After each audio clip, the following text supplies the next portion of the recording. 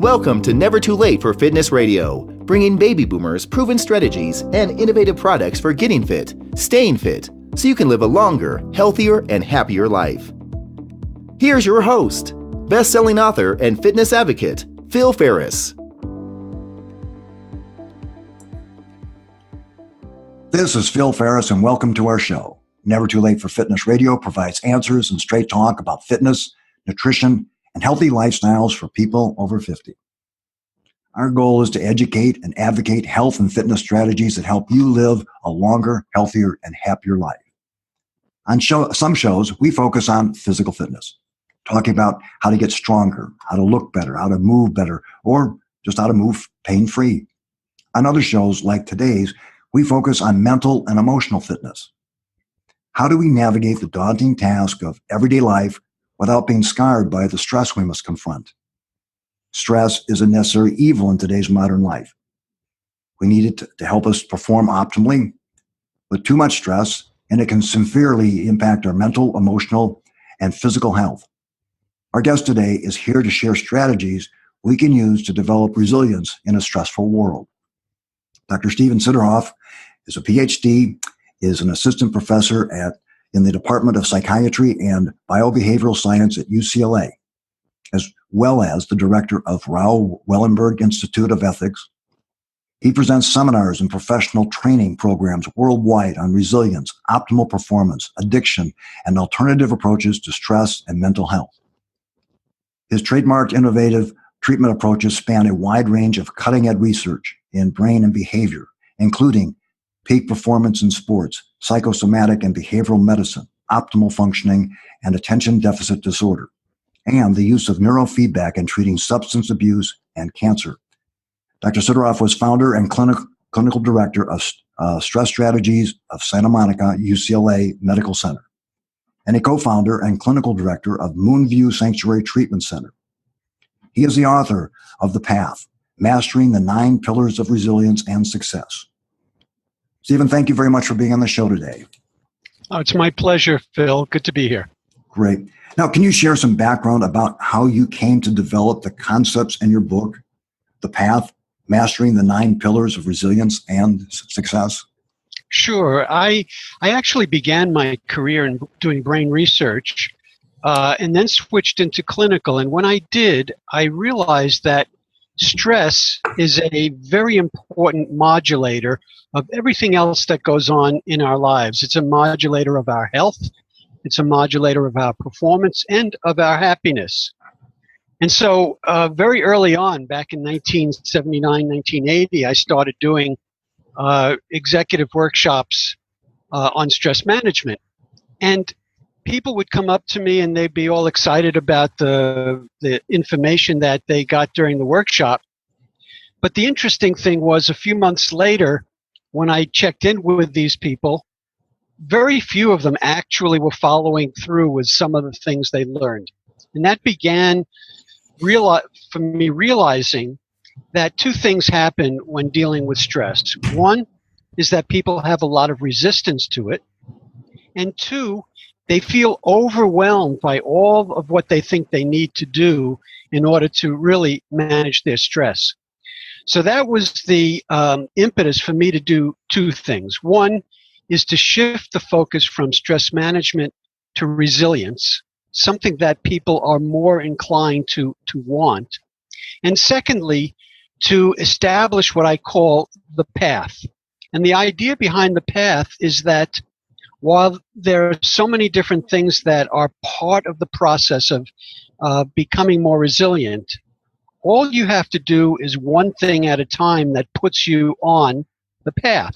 And if you're on the path, you don't have to worry about all the other things that you think should be done, so that you don't get overwhelmed and you wind up actually staying on the path. So it was a methodology to really encourage people to become more and more resilient, which is very important in our lives today. Okay. Now, just to be clear, can you define what resilience is, and so that so I don't make any assumptions about what that might be? Sure, sure. My definition may be the most comprehensive because to me, resilience is the total management of personal energy. For example, when you encounter a stress, you actually activate the body, mobilize the resources of your body to deal with the stress. And then when the stress is over, the goal is to recover, return to baseline, actually go into an opposite relaxed state that gives the body the opportunity to restore all of those resources. And so resilience is the optimal management of your life so that you're always staying in this place of balance. Now, a lot of people think, well, resilience is simply being able to recover after a stress. However, if you're somebody that has a lot of childhood wounding, and so your emotions get triggered a lot in your life, that creates additional stress for you. And so you may be good at recovering, but if you're continually putting yourself under stress, ultimately, you'll not be a resilient person. So that's why I've developed a more comprehensive model that takes into account everything that can contribute to a person's overall level of balance. Okay, because you can't avoid stressful situation and putting yourself in that fight or flight situation. That will happen. It's right. Yes, and not actually, Phil. Not only will that happen, but for most successful people, we seek out stressful experiences because that's where the growth is, that's where the learning takes place, and that's where we're most productive. So it's not only that we can't avoid stressful situations, but most people actually move toward stressful experiences in their lives. But you have to know how much and when and realize your own personal rhythm so that you're not overdoing it. Okay. Now, why is it so important for people over 50 to develop strategies of resilience? Haven't they already developed? I mean, by then, don't they really have their coping mechanisms in place? That it would be great if that were the case. So let me say a couple things. One is that we actually learn lessons of life and how to deal with stress in our childhood environment. And very few of us really have good modeling by our parents, our primary caregivers, so that we really learn healthy and good ways of coping.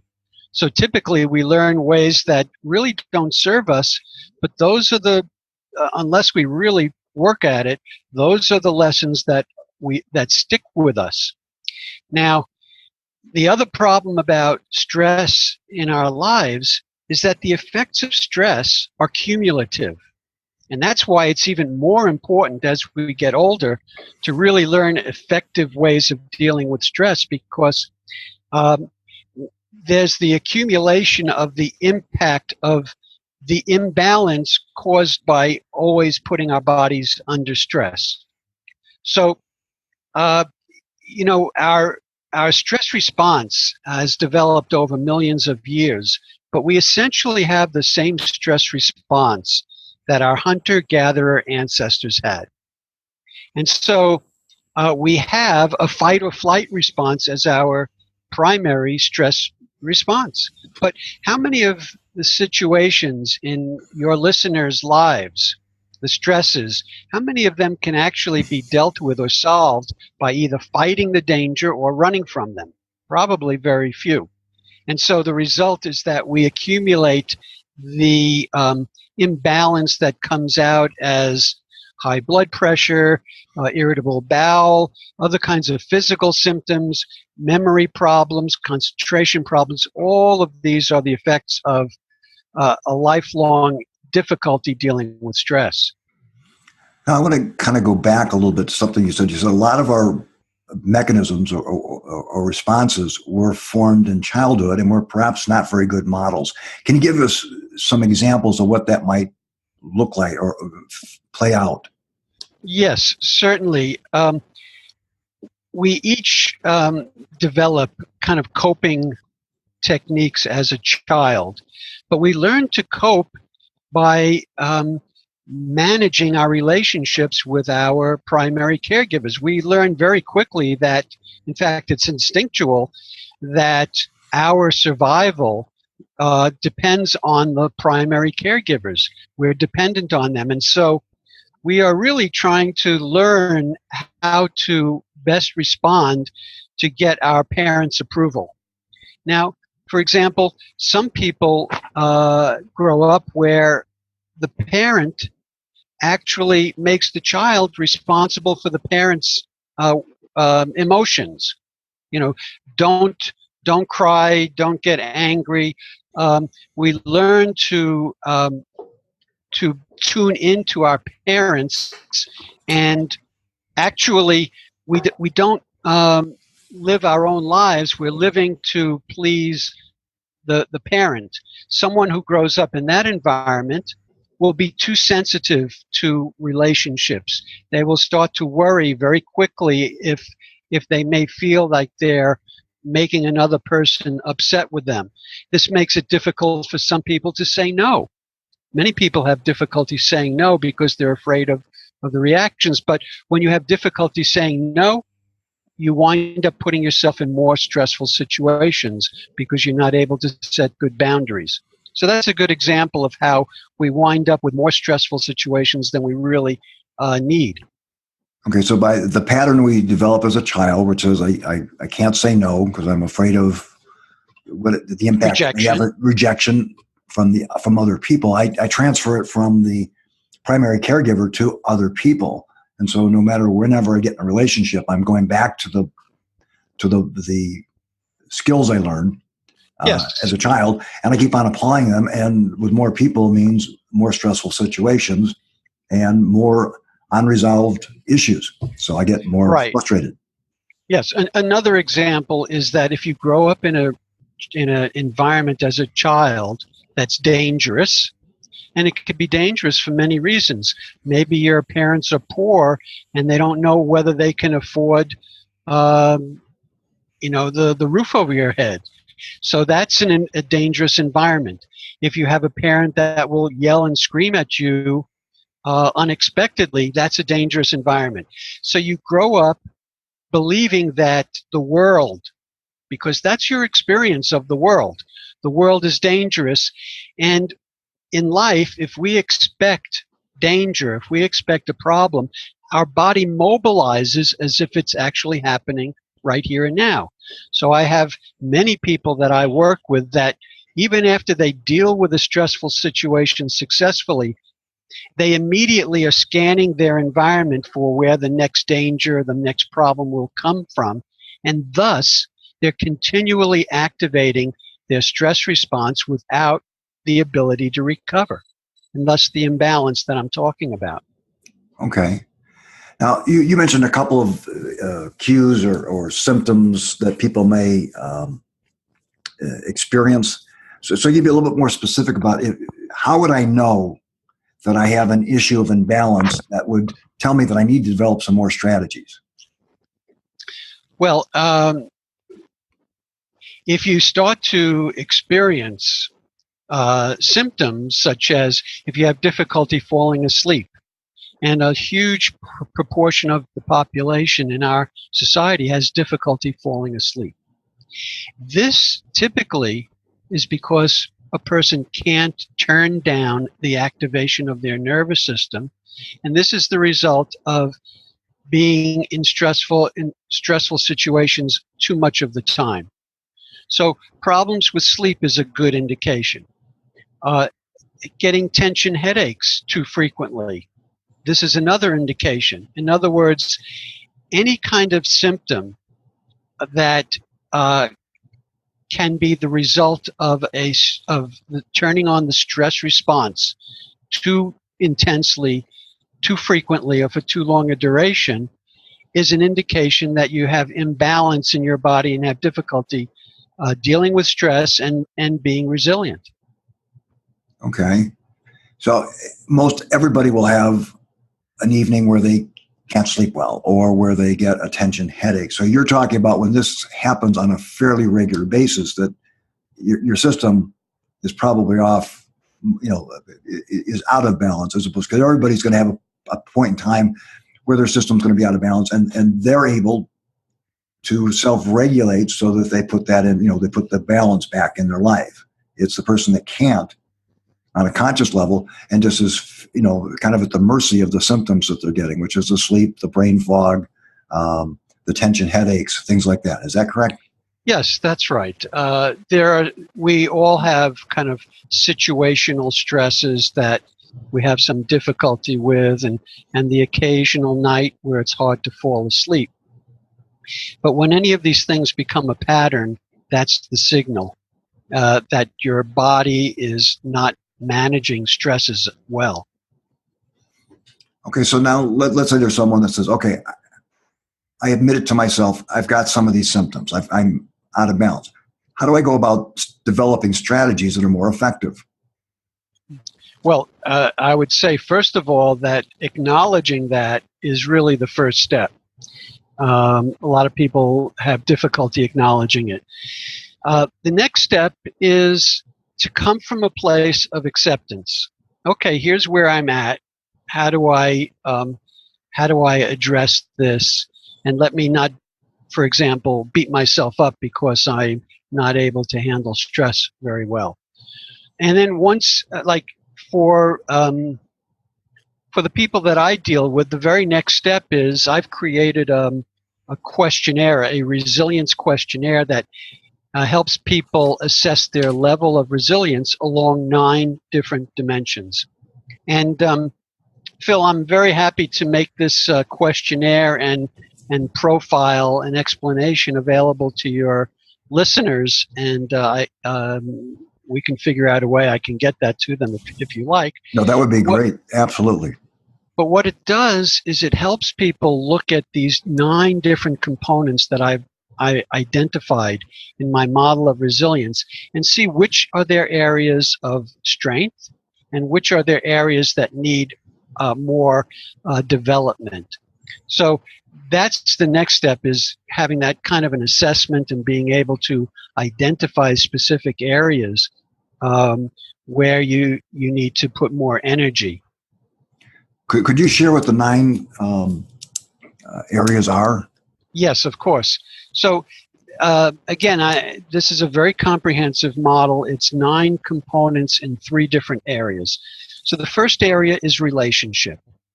And there's relationship with yourself, relationship with others, and relationship with something greater, which can be spirituality. It could be having purpose and meaning in your life and giving service. In the next 3 areas, it's organismic balance and mastery. And the first is physical balance and mastery. So that's really being able to recover after you activate to experience when you experience a stress. The next is cognitive or mental balance and mastery, and this is your perspective on the world. Is the world a safe world or a dangerous world? When you're going to engage in a situation, do you expect it to go well, or do you expect there to be a problem? That's your mental or cognitive balance and mastery. And then the next one is your emotional balance and mastery, and that's the ability to finish unfinished, emotional business.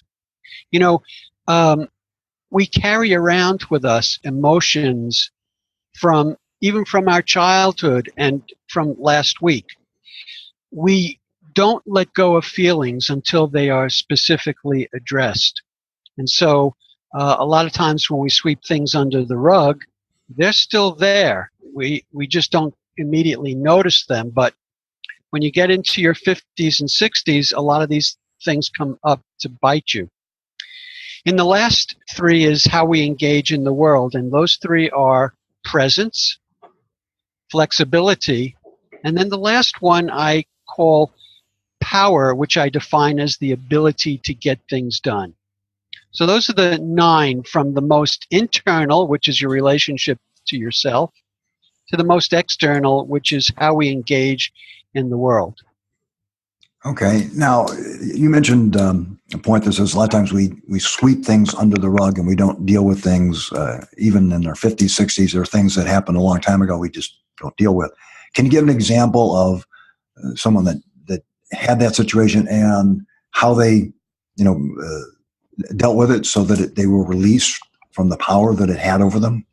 Yes, I was seeing a couple, and one of the issues was the man would get triggered and be very angry very quickly. It didn't take very much for him to get upset. And one of the things that I tell people in general is that when you notice you have a reaction that's out of proportion to the thing that triggered that reaction, that's a very good signal that you're sitting on sort of like a pool of energy that hasn't been dealt with, feelings, emotions that haven't been dealt with. And so when I worked individually with this gentleman, it turned out he was carrying a lot of anger toward his father and a lot of wounding in that relationship. And once he realized that he was sitting on that energy and that anger, and we started to work on it, it really reduced the amount of activation and anger that got triggered in his relationship with his wife. And it made a huge difference in the work that we did as a couple. So in this case, it was anger, but a lot of times it could be sadness. And when we, for example, when we push down the sadness that's too painful to experience, that could lead to depression. In fact, to some degree, depression is, in my mind, simply the depressing of other feelings. And so, in fact, a lot of times I have people who actually seek out stress because when they have their stress reaction, their stress response, that's for them the only time that they feel aliveness in their bodies. Otherwise, they feel depressed. So here are people who actually seek out too much stress in their lives simply to overcome this kind of depression that they live with. Okay, and I can relate to that in working with people that have suffered from depression, and they a lot of times I've had friends that are manic depressive, and they're alive, and then they seek out all sorts of stuff, and then they crash, and right. It's a cycle. So let's say someone has, okay, I understand, I have some issues I got to work with. Now what do I do? I've done the assessment. I know what my strengths are. I know what my weaknesses are, and I see where my triggers are. What do I do to get more effective or to implement different strategies? Well, Phil, in the last 15, 20 years, we've learned a lot about how the brain works, how it functions. And we've learned that the brain is capable of neuroplasticity throughout our lifespan. And so particularly for your listeners, it's good to know that even in old age, our brains are still capable of neuroplasticity. They're still capable, in fact, of birthing new nerve cells, and that these new nerve cells can take new pathways in the brain. So that's the good news. Juxtaposed against that are what I referred to earlier, which are the lessons of our childhood. And I've written about it in a concept I call primitive gestalts, that talks about how the brain develops based on those childhood lessons. And then we're sort of prisoners of that. In other words, we literally adapt to our childhood environment, and that interferes with adaptation as an adult. Because when I talk to people about this, they will very quickly realize that when something happens in their day, in their lives, that fits with those lessons, they go, oh, yeah, I knew it.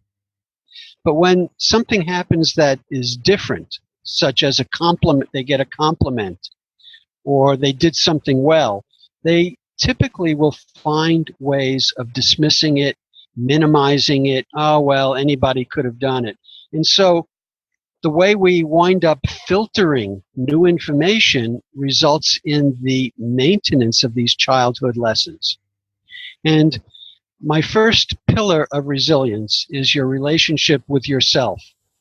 And a lot of what we're talking about gets encapsulated in how we treat ourselves. We may treat ourselves as being not good enough. We may put ourselves down. In fact, many times we talk to ourselves in the same abusive way that our mother or father, or judgmental way that our mother and fathers treated us. So at the very beginning, I work on these childhood lessons in our relationship with ourselves, and I contrast that with how I refer to an optimal internal parent. So that voice that we all hear 24/7 carries all of those negative messages. But we can contrast that with what a healthy internal parent might say or do. And so I work with people to recognize that a healthy internal parent, the one we want to develop inside each of us, comes from a place of love, compassion, acceptance, care, and support. And so now we establish this optimal model that we can continually be aware of how we treat ourselves that's different than that. And so the process is working toward hearing from a positive voice inside more and more. So this is always the very first step in the process of being more resilient, because that voice we carry with us 24/7. Yeah, a lot of times people aren't really aware that there's a voice, and there's it's a repetitive, there's a certain tone to it, a certain demeanor to it, and it gets fed all the time. Yeah, and how we get stuck is that voice has been with us all of our lives. And so we automatically assume that's who we are, and there's no choice in the matter. And a lot of those lessons went in even before we had language, and that's why that voice is so powerful. But one of the things I really impress upon people is that voice was learned. It's not in your DNA. And so just as it was learned, you could learn a better, healthier way of treating yourself. So how would you go about retraining that voice? Well, one of the techniques I use, and it's very helpful, and I encourage people in my book actually to engage in this process. I will have them actually sit in two separate chairs, not at the same time, of course, but in one chair will be their existing internal voice, and then I will have them talk to themselves sitting in the other chair, and then we can begin to hear how that voice talks. It may say, you should have done better on this, and you didn't spend enough time on that, and why weren't you this? And there would be all of these sort of judgments and criticisms. And then I would have the person switch into the other chair, and here's where we begin to look for, even if it's a little kernel or seed of that healthy voice inside of them. And for some, the only way they can recognize that that voice is there is because there was something positive that brought them to the therapy situation or the workshop situation. But in any event, we begin to cultivate a response to that critical or judgmental voice. And in that dialogue process, we begin to make progress. What's interesting is, at first, the other voice may be defensive. No, I did a lot of work, and I did do this, and I did do that. At defending itself against this critical part. But after a while, we get to the place where the healthy voice can go on the offensive. And the healthy voice would say, hey, I don't like you. treating me this way. I don't like you always finding fault with me. I don't want to live this way. And that's in my own way of working with people, that's an indication that they've taken the next step in the development of that healthy voice, when it can begin being more assertive in that dialogue. Okay, so once that happens, then they begin to perhaps integrate some of the, the positive aspects that both of them have a reason for being there. Yes, exactly. And in fact, that's when they're able to start taking in compliments from others and recognizing and seeing the successes of their lives. For many people, it's very hard to take in compliments. It's very hard to take in the positive, and so the negative sits even more heavily inside of us. Okay. Now, I know that in your training, you also utilize neurofeedback. Can you talk a little bit about what that is and how you use it to work with your clients? Sure. I've done a lot of work with biofeedback for many years. Neurofeedback is actually a subset of biofeedback. So biofeedback monitors some aspect of our physiology, feeds that information back to us so we can gain control over it. So I can monitor, for example, muscle tension, the actual level of electrical activity in a muscle, where the more contraction, the more electrical activity. And a person, when they get this feedback, can begin to reduce that tension and that electrical activity in those muscles. Neurofeedback actually monitors brain waves, EEG. So it's EEG biofeedback. And people can, and you give feedback based on when that brain goes into a more optimal state. And that could be, for example, producing more of the brain wave patterns that facilitate calmness, that facilitate a balance between the stress and the recovery components of the nervous system. So we would put an electrode on their scalp over a particular area based on what we're trying to do. And then on the computer monitor, they will see how these brain waves are doing. And whenever they go into a more optimal state, there'll be both auditory and visual feedback letting them know that they succeeded. So it's really, to some degree, an unconscious process. We're simply giving the brain some additional information it needs, but in this case, they're learning to self-regulate the brain itself. Okay, so if I start recognizing it and doing it more, that makes it, you're actually reinforcing the circuitry in the brain that facilitates more going into this optimal state. And we know this is at the heart of neuroplasticity. You know, D.O. Hebb 70 years ago said that nerves that fire together wire together, and now we have, with imaging, we actually have the evidence that this is actually what takes place. So during neurofeedback, we're triggering more of the firing of these nerve cells together, and as a result, we are literally establishing healthier brain pathways, nerve cell pathways in the brain. Okay, that makes. I remember one person explained it a little bit like you're in a forest and you stay on the path that's always been used and it's very well worn, and that's kind of the paths that you've been using as throughout your life. And all of a sudden, if you want to go to a different way, you have to beat your own path a little bit. And the first time you do it, it's not that well. It's still only a few leaves and branches broken down. But the more you take it, the more it becomes an established path. And it does take that repetitive going there and using it so to create the new pathway in the brain. And the fact that you can do that is the encouraging thing for my listeners. We were over 50 thinking that, you can't teach an old dog new tricks, which is, in fact, you can. That's right.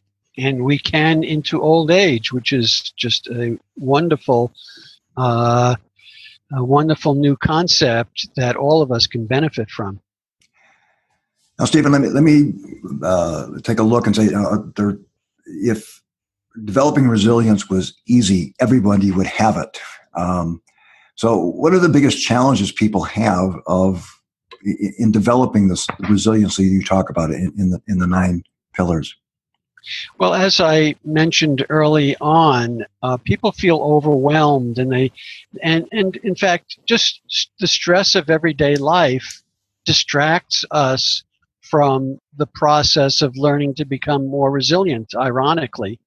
And so that's why I developed this notion of the path in my book, because it lays the process out step by step, literally step by step, so that at any one time, all you have to do is ask yourself one question.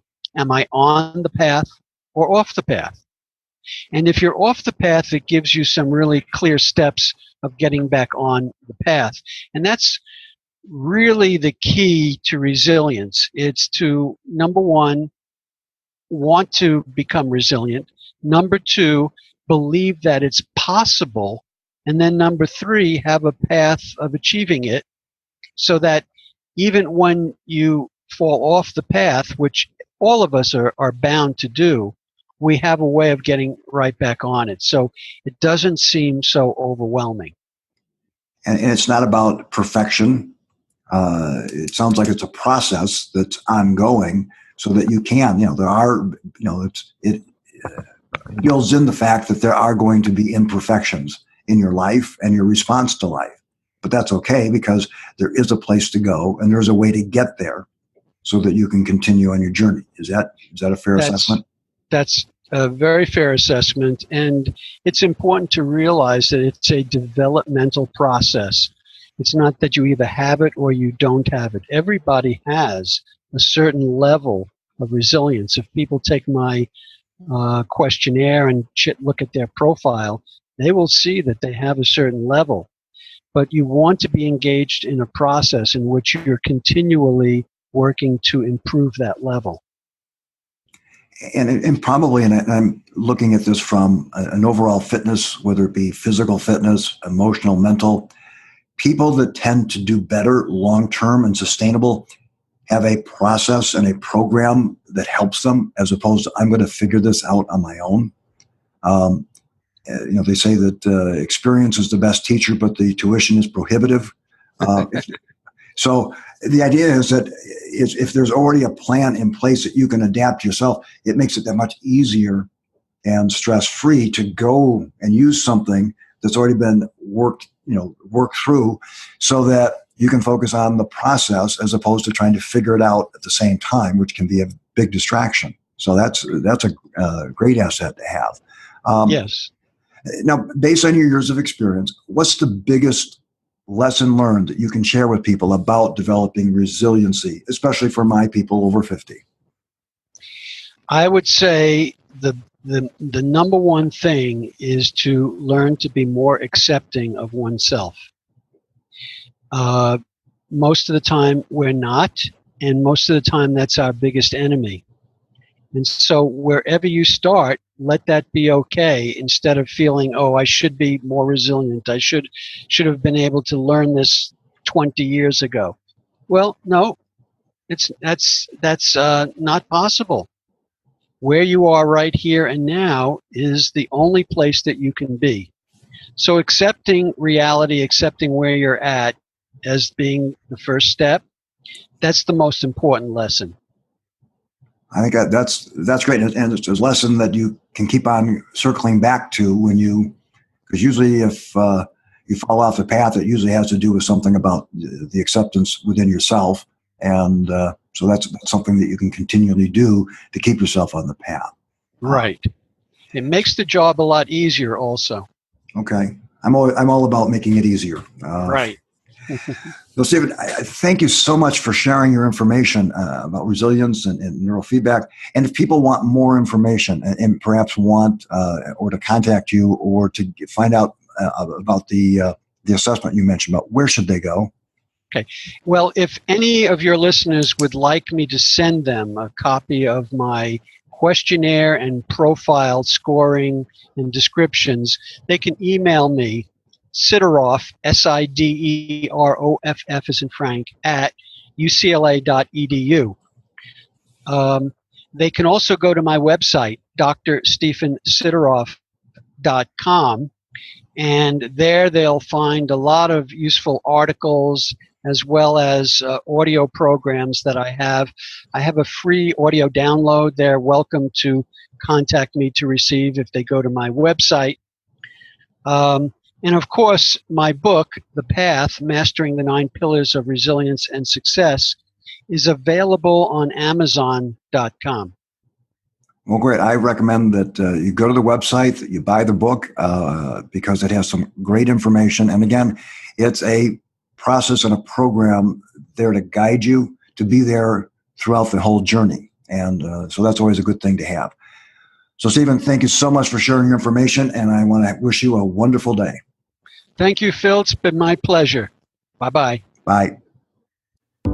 You've been listening to Never Too Late for Fitness Radio, hosted by Phil Ferris. To learn more about the guests or resources on our show today, or to listen to past episodes, go to nevertoolateforfitness.com.